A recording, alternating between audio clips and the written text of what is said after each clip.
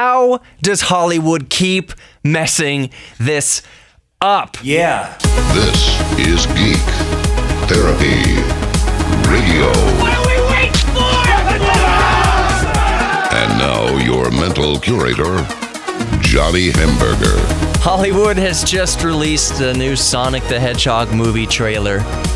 And this time, I'm kind of taking it personally. I know that sounds really stupid to say, but Sonic the Hedgehog was one of my favorite, if not my favorite, video game character of all time growing up. I used to draw and doodle Sonic the Hedgehog in my notebooks, on scraps of paper.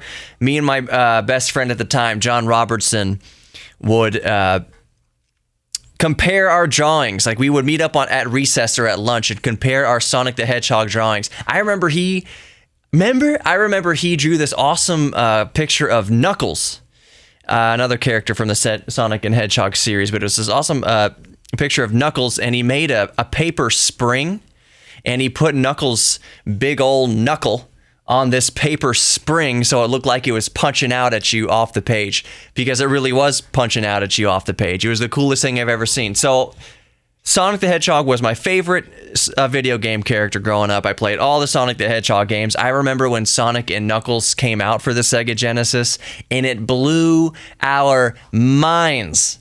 It was this cartridge that you could play by yourself, but also had a slot on top to add other Sonic the Hedgehog games, Sonic 2 and 3. If you put Sonic the Hedgehog 1 on top of the Sonic and Knuckles cartridge, it would give you this screen of you can't do that, or try again, or put into Sonic 2 or 3 or something. It was cool in itself. And I know, side note, I wasn't the only one, if you're of this age, to try to put other Sega games on top of the Sonic and Knuckles cart just to see what would happen. And I think, well, I can't verify this. I think there was one or two games that did some little hidden Easter egg or something like that. But I'm not here to talk about Sonic and Knuckles in this segment, that video game. Just to set the stage that I love Sonic the Hedgehog. Matter of fact, also, this just popped into my brain. I'm reminiscing being 10 years old now. The only comics that I really bought back in the day were Sonic the Hedgehog comics. So I may have bought one or two Spider-Man comics or some other Marvel comics, but the comics that I would buy almost religiously were Sonic the Hedgehog. And there were there's two cartoons, two TV shows, two Sonic the Hedgehog TV shows that were on at about the same time. And the higher quality one, the higher produced one, which wasn't necessarily the better one in my opinion, but the higher produced one, the voice of Sonic was Jaleel White. And as a lot of us know, Jaleel White was Urkel. And Family Matters was on TV at the same time that both Sonic the Hedgehog cartoons were on. So I was heavily invested in Sonic the Hedgehog. I love the cartoons. The higher produced Sonic the Hedgehog cartoon came on Saturday morning. I want to say it was on CBS. But don't quote me on that. Although I liked the after school cartoon it was on a different channel. Better. It was not drawn as well, but it was just a lot more fun of a show. But the thing they had in common, that both of the animated cartoons had in common with the video game, was that more or less Sonic looked the same across every medium. So the way he looked more or less on the video game is how he looked in the comic books, Tales 2. It was how he looked on both of the TV shows as well. So it boggles my mind. We will talk about the Ninja Turtles in a moment, but it boggles my mind that with this highly established franchise that's been around for darn near 25 years or so, I don't know the exact number on it, but about 25 years, at least, that Hollywood could get a hold of it and say, okay, here's what Sonic has looked like for 25 years. Let's F him up as horribly as possible. Even the new Pikachu movie from Pokemon, even the new Pikachu movie, that messes it up by giving Ryan Reynolds' voice to Pikachu. Is that who you picture in your brain when you think of Pika? And then it's Ryan Reynolds' voice. Stupid. How does Hollywood keep messing this up? But back to Sonic. In the Sonic movie, it's a live-action CGI film, and they have made the most nightmare fuel version of Sonic. They tried to make him look lifelike. For one, this is not even counting the fact that they gave him fur instead of spikes. Yes, hedgehogs do have fur underneath their spines, but it was an effort to make quote-unquote Sonic look more realistic. It's a talking hedgehog that runs 150 miles an hour, however fast Sonic runs. Faster than that. He can break the sound barrier, actually.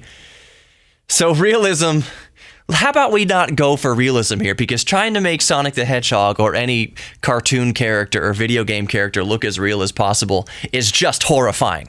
The Ninja Turtles, when Michael Bay, at least his studio, did the most recent Ninja Turtles films, they also gave the Ninja Turtles the nightmare fuel treatment. They try to give, here's what it is. It's all in the eyes.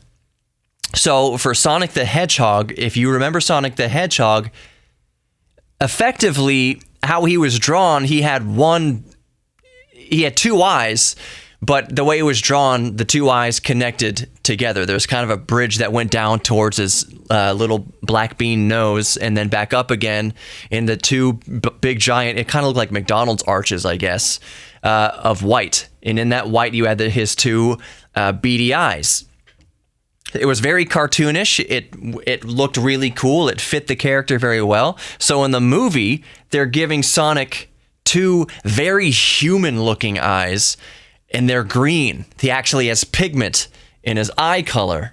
They're green or blue or something. They're a human pigment of color. So they're trying to make Sonic the Hedgehog look too, quote-unquote, realistic. They're trying to make him look too human in this. And that looks horrifying. And I've seen some artist renders online already. I mean, as of recording this, I don't think the trailer's been released for even 48 hours, maybe less than 24 hours, depending whenever you start listening to this episode of Midweek Geek. It hasn't been out for very long, but the internet is already just awash with more Sonic memes. The internet did not need more Sonic memes. Lord knows there was enough Sonic memes already. But the artists are already rendering beautifully what they think Sonic should have looked like in this movie, and amazing. It looks really good, and it doesn't take anything away from the texture of Sonic's fur and spikes and anything like that. It just effectively, it just changes the eyes and makes Sonic look a little bit slightly more cartoony, which is what Hollywood should have done in the first place. Jim Carrey is playing the part of Eggman, or Dr. Robotnik, however you want to call him, and the reason why Eggman was called Eggman is because he was big and fat and shaped like an egg. Do you think Jim Carrey's wearing a fat suit in the new Sonic the Hedgehog movie? Nope. But that's kind of beside the point anyways. I am not really thrilled that it's Jim Carrey. From the same time period that I was so heavily obsessed with Sonic the Hedgehog, I was equally as obsessed with Jim Carrey. You know, 1994, Dumb and Dumber, and The Cable Guy, and Ace Ventura, and all that. I loved Jim Carrey.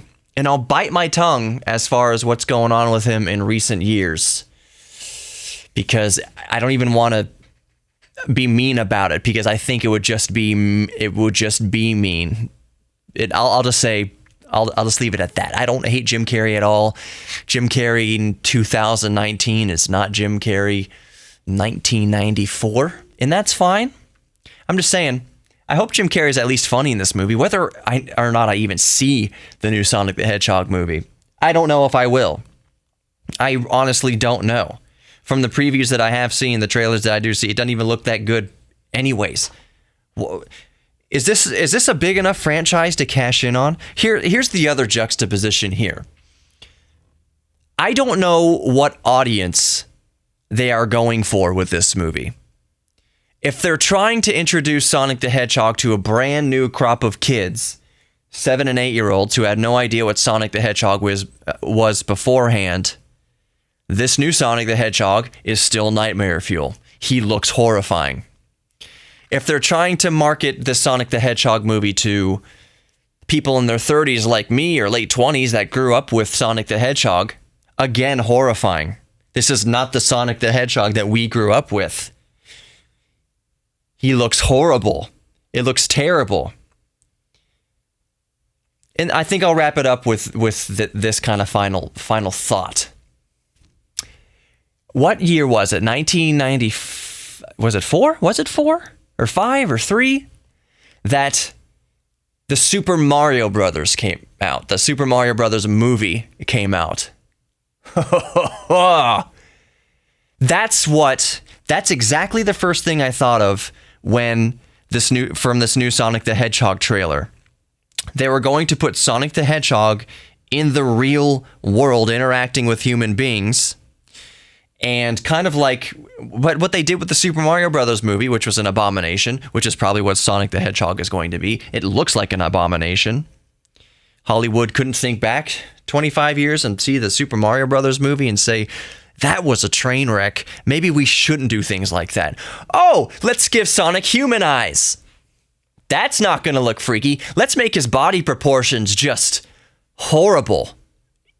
Let's not at all make it cartoony looking.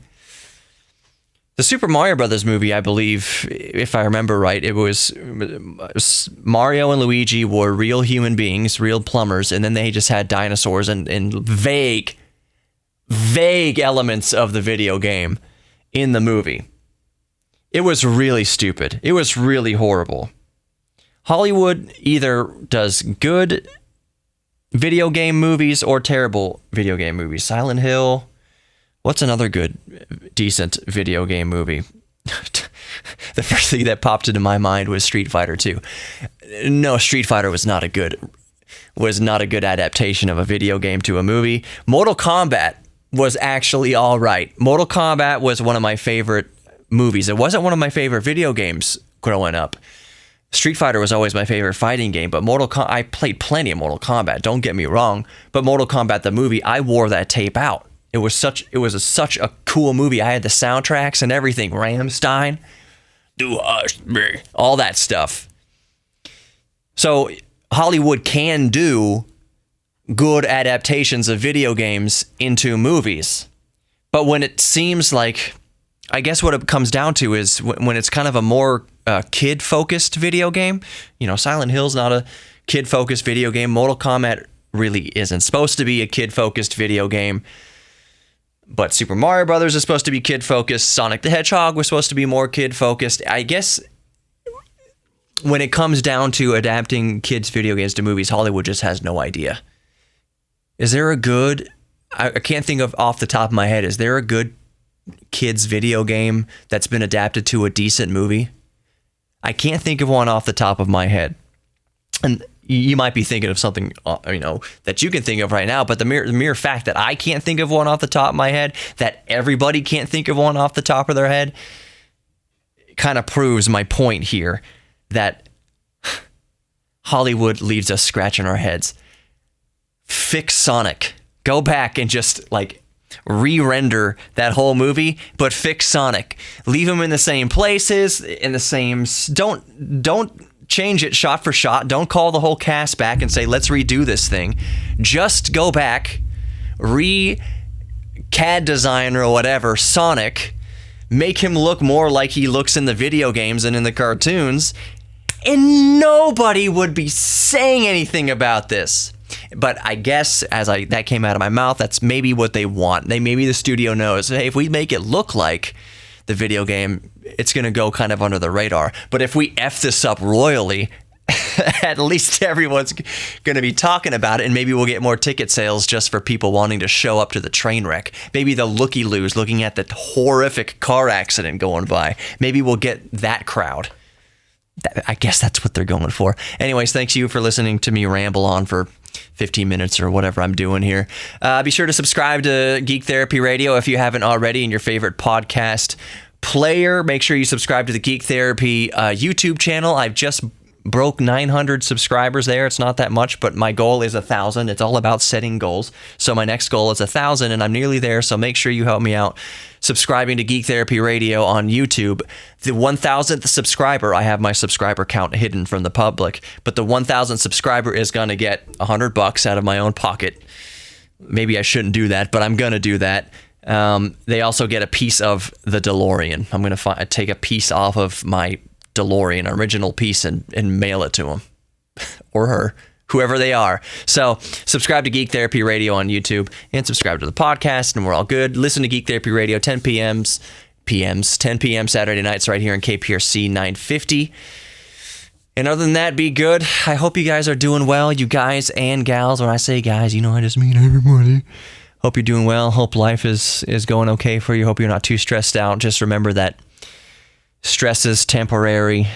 Bad times are temporary. Just keep focused on making the best choices you can in life. A lot of people, I feel, complain about their lot in life, and it's like, well, you consistently make horrible choices, consistently terrible choices. So if you're someone like that, prone to it, just maybe take a step back, because it's not everybody. Some people's lives are just crappy because that's the cards they're dealt, and it sucks. But for the people who have otherwise, who know how to get their crap together, but they constantly make bad choices, I implore you, we all do that sometimes. I'm not out of that loop. Just to take a step back maybe and remind yourself that you are worthy of much better things. You are worthy of a much better life, and you are worthy and valuable to make a much better decision. I know that sounds like sacrilege, blasphemy in this day and age, but you do have value and you are worth it. So let's try to make the best decisions, up to and including treating yourself right, treating others right. But I argue, more importantly, treating yourself right, because it's harder to be good to others if you're not good to yourself. You're no good to anybody unless you're good to yourself, if that kind of makes sense. But I've rambled on too much. You get what I'm saying. I just wanted to connect with everybody again on the download, on the reel. So until next time, take care, and I'll see you in the next episode of Geek Therapy Radio.